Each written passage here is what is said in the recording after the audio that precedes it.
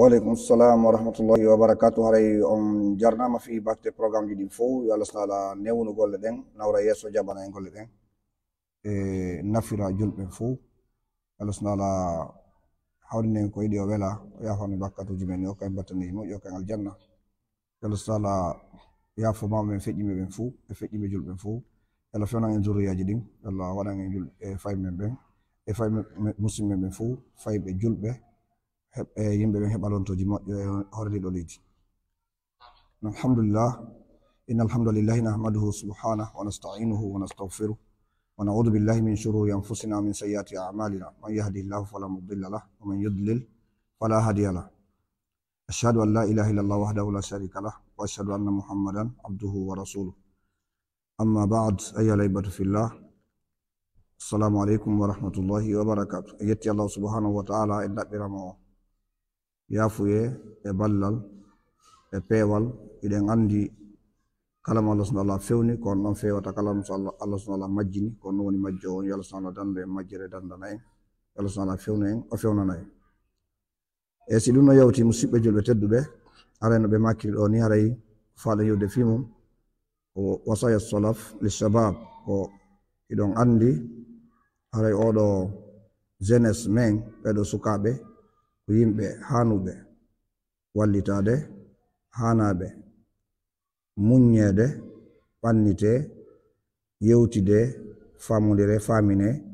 fi yimɓen heɓu lonto moƴƴo jon noon feƴƴuɓe moƴƴo ɓen no woodi konguɓe ɗi koɓe yewti fi ɓeɗo sukaɓe sabu si tawi sukaɓeɓen toppitaka haray avenir heɓotako ha kadi kala mawɗo heɓuɗo balɗe eɗen andi haray ko sukaɓeɓen wattinoy tawan ɗon mawɗo amma so tawi mawɗon feƴƴini law ko ɗimmo makko ɓen wattinta mo kono kala mawɗo heɓuɗo balɗe moƴƴa ko sukaɓe ɓen fewjoyta fi makko wattinam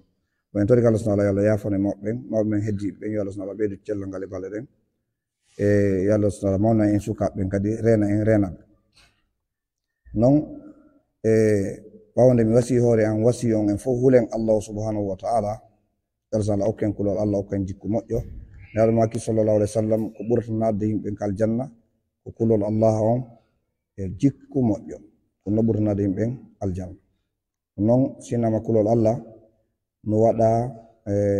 no feññina none jibuy kono no waɗi ƴettude hen karama ko ɓe goyi ko ente taqwallah ko amalum bi ta'atillahi ala nurin min Allah raja'a sawabillah wa tarku li ma'siyatillahi ala nurin min Allah khifata azabillah ko ɗoftagol Allah subhanahu wa ta'ala ko gollirgol ɗoftaro Allah subhanahu wa ta'ala on tawa ko annore immorde ko Allah subhanahu wa ta'ala tawa ko Allah subhanahu wa ta'ala on heɗi o heɗi sari Allah subhanahu wa ta'ala wandi kono Allah subhanahu wa ta'ala fayira o ɗofti orey ɗon tawa mo tañƴini baraji mum yo non e accugol goopi ɗin tawa ko e annore immorde ko Allah subhanahu wa ta'ala o acciri haray mo huli lette Allah ɗen ɗum ɗo ko ɗum inte kulol Allah karaɓɓiningol waɗi no andina façon ji buy kono almuhim ko rentagol waɗa ko Allah subhanahu wa ta'ala yamiri kon haɗa ko Allah subhanahu wa ta'ala yami ko acca ko Allah subhanahu wa ta'ala haɗi kon waɗa ko Allah subhanahu wa ta'ala yamiri kon ko ɗum tekkulo Allah subhanahu wa ta'ala jonare oɗo ayyuhal ahibba fala yakhfa anna marhalata shabab marhalatun muhimmatun jiddan fi hayati al-insan li'annaha marhalatu al-quwwati wan-nasha' wa suhulati al-haraka wa quwwati al-a'da' وسلامة الحواس بينما إذا كبر الإنسان تضعف منه حواسه وقواه هري سوداكين فومي دي وندي ما كنتي كون مرحلة كنتي كون سوكا ياغانغال دون عندي سينما سوكا ياغال نودي كو يمبن هابي ko honto fuɗɗoto ko honto lannata no jeeya e happuɓe sukayagal o Nations Union nde al umamul muttahida ɓenno no jeeya ko huɓɓi waddata no jeeya ko happi marhala sukayagal kono ko ɓe haali kon fi mum no luutondiri ani no waɗita tanaqud yani ɓeni ko ittude duuɓi 15 ha e duuɓi 24 Nations Union ko ɗum happi fi sukayagal jonon on andi ɓe inna ka fi haqqeji paykoykoy ka sariya fi teddingol sukaɓe ɓe inni suka ko o paykon ha duuɓi 18 jono ande ay duuɓi tati no ɗon écart o ɓe haalali fimu yani ko ɓe haali kono luuto ndi kono ka l'islam ko ente suka ko heɓuɗo duuɓi ittude duuɓi 15 ha ñande doole makko ɗen fuɗɗi uytade ko ɗum waɗi haray en torka Allah subhanahu wa ta'ala okko en cellal okka en balɗe haray cellal e balɗe ko hunde bakkondirde kono hawta laawol ayi goɗɗo ara mo jogii duuɓi seeɗa ɓurito fen ɗo oɗon jutuma tawa neɗɗo on tawa mo jogii duuɓi seeɗa tawa cellal ala iya goɗɗo tawa mo jogii duuɓi 90 tawa mo selli ken donc ko ɗum waɗi en torto Allah subhanahu wa ta'ala okko en cellal okka en balɗe hara balɗe no wondi e cellal ay no hetti Allah subhanahu wa ta'ala waɗan en ɗum donc hare ka l'islam happugol fuɗɗagol ngol no weli fi kono happugol sakkitagol ngol doole sukayagal ngal haray wela fi ko ɗum waɗi si ɓe inni haray ko ittude ka on tigi heɓi duuɓi 15 fuɗɗo ɗon ha ñande on tigi fuɗɗi hattade doole mum baɗe hande fewn ɗo si yahama ɗo golle doole no woodi mawɓe go ɓe duuɓi 60 tawa ɓe wawi gollude ko sukaɓe wata gollude donc jonnon si on tino hooray ko wowi horde ko o juulay ko wowi julde ko o janngay ko wowi janngude ko gite makko ala probléme gite o ala probléme nanugol fi o heɓi duuɓi 60 ma duuɓi 50 ata nde oɗo wona o suka donc ɗum haray e ka l'islam ko fuɗɗagol duuɓi 15 ha ñande duule on tigi en fuɗɗo uytade en toga Allah subhanahu wa ta'ala waɗan en barke gurna men ɗam fuu tentini kadi e sanga jeunesse men joni noon e karankoɓe wi ngal ɗo suka yagal ko zaman hittuɗo sabu ko zaman neɗɗo jogii doole ɗon tawi mo jogii doole mo jogii softede dillugol makko ngol no weli fii tere makko ɗen no jogii doole e tawata kadi ko ente kon organe de sens ji makko ɗin hino mari doole moƴƴa e kaptay ko yaawi yani so wolanama o famay tinna o landitotako so yewtama hunde o famay sabu no fof hara yani hara tere makko ɗen waɗi prêt fi jaɓugol ko holla joni noon en andi so on tigi nawi hara tere ɗen ɗe lo'ay neɗɗo on tere makko ɗen ɗe lo'ay dole ɗen uyto on tuma tawa sa wolanimo wonde o landitotoma sa hollimo goɗɗum ɓayna habbo mi hami jonni mi adda linetiji an ɗen tana sabu nawnare donc haray ko ɗum waɗi haray marhala wonte kon e ka neɗɗo inte ɗum ko jeune suka yagal makko ngal haray no hitti moƴƴa ka gurdam neɗɗo أيها الأحبة في الله فقد يولى الإسلام هذه المرحلة اهتماما خاصا ورعاية عظيمة وجاءت النصوص مؤكدة على عظم شأن هذه المرحلة وأهميتها فقد حث نبينا محمد صلى الله عليه وسلم على المبادرة لاغتنامها والحذر من إضاعتها haray musidɓe nene gotoɓe tedduɓe kala ka wonir ɗon haray l'islam on no holli en yen toppito oɗo zaman ka neɗɗo on jogii doole ɗon ka neɗɗo on jogii softede ɗon ka neɗɗo on tawata si o jangginama o famay so hunjike o mantato ɗon haray l'islam on jonni on ɗon marhala toppitande hertinde toppitande mawnude ha nassuji ɗin ka hadis jeneraɗum sallllahu alayhi wa sallam ari fi tindingol yimɓe yoɓe toppito oɗo marhala sabu ko marhala hittuɗo ko marhala waɗaɗo barke annabiyan sallllahu alayhi wa sallam ɓe yamiri sahaba ɓen e sukaɓe julɓe ɓen yoɓe toppito oɗo zaman fi wota o bonire fo an ibni abbas radiallahu anhuma anna rasulullahi sallllahu alayhi wa sallam qala lirajulin wa huwa ya'izu igtanim khamsan qabla khams noy mum ibnu abbas radiallahu anhuma o fillike wonde annabijon sallllahu alayhi wa sallam ɓe waajino gorko go ñande go ɓe maki kamɓe alayhi salatu wassalam alɗinor piiji 5 ko atti piiji 5 arde e nder gurdam maɗa shababaka qabla haramik wa sihhataka qabla saqamik wa ghinaka qabla faqrik wa faragak qabla shughlik wa hayataka qabla mautik akhrajahu al-hakim fi mustadrak wa sahahu wa wafaqahu zabi وصححه الشيخ الألباني في صحيح الجامع بماكي ألدرنا بيجي جوي وانون سا فجري بيجي جوي نارد غوطيغو هرنادين دون بماكي تشوكا ياغال مانغال woni ko a gorko woni ko a debbo ko a suddiɗo ɓeyni alɗinor ko inde kon tan de jeunesse ma on ko attinayo ngun arde ɓaynayo ngun ngu arde so tawi neɗɗo on heɓi balɗe ɓeyni kadi alɗinor cellal ma ngal ko atti muuse ndiji ɗi nawnaje ɗen arde wa ghinaka qabla faqrik fewde kadi ka marɗa ɗon alɗinor ngaluma ngun ɗum ko gollitirgol ko mari kon no dagori e waɗugol sadaqa e tinnagol hara puyɗali ko atti basal ngal arda basal ngal no arda nawnaje no arda perdi ande ɓe nayi o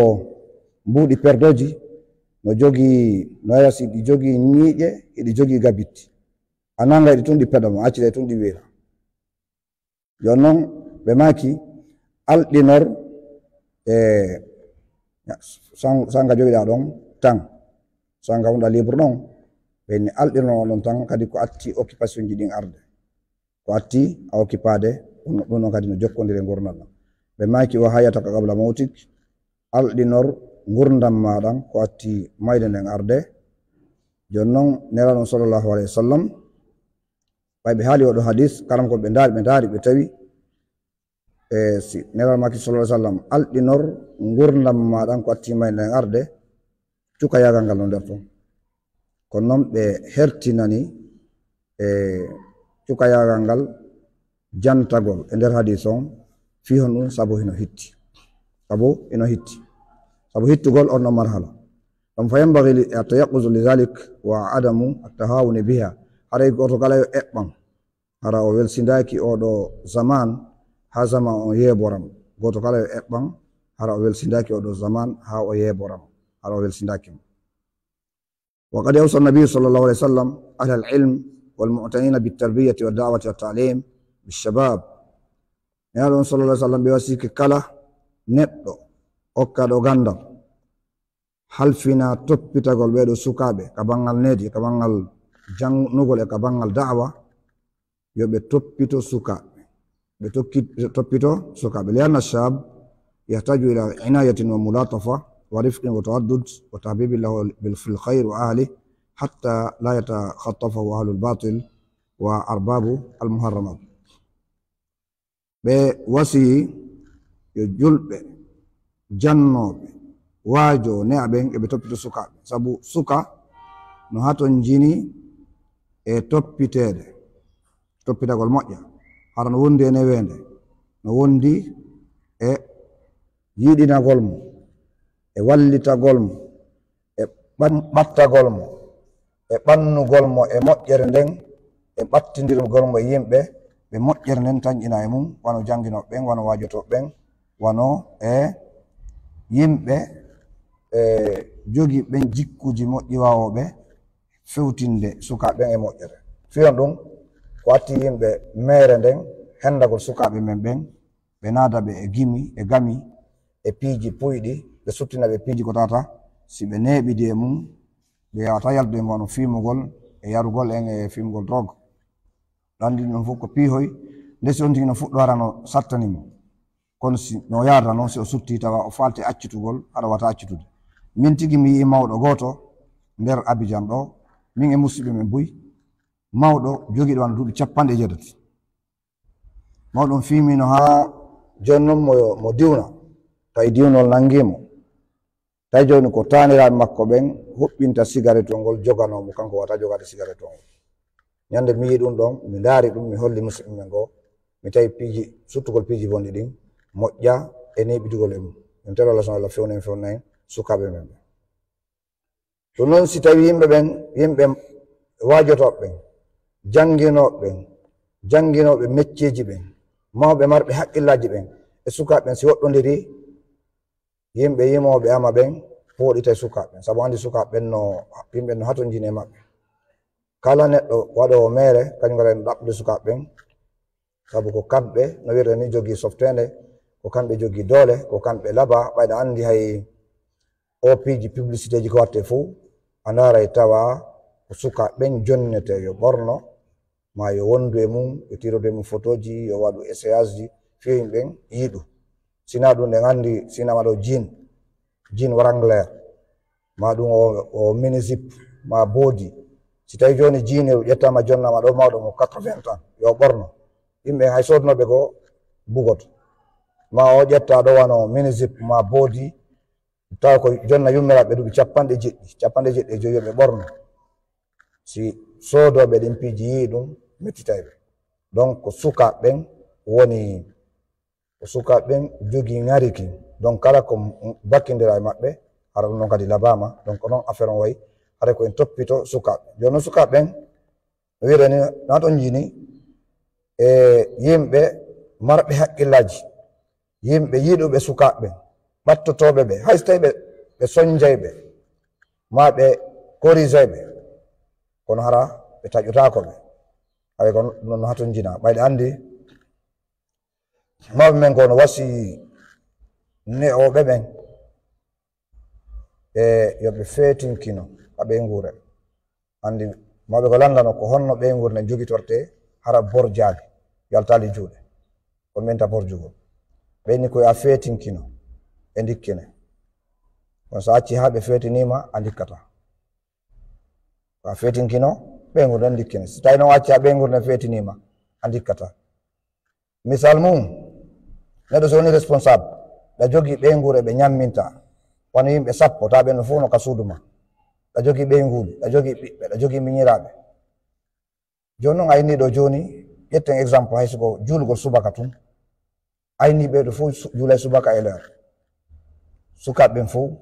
on yahay ka juulirde jiwɓeɓen fof ko ma immo fof juula ɗo e nangen fuɗu joni a andi sa renaki a wawi wa feetuɗo ɓay a yaha findina debbo goo acca o immike yaha findina wata oɗa waltike yaha ka juɓɓen to findinaɓe acca oɓe immike yaha ka sukaɓe ɗo yaha hottaɓe to ɗantike a jinda antigi ha tawa ko ma a ronkino haɗa yaha tawa ko juulugol antigi donc ko ɗum waɗi woɓɓe ko filli mawɓe ko yahi findingol suka mum wayno mandi maɓɓe no fiddi ɓe konki tun o inni sami allahu liman hamida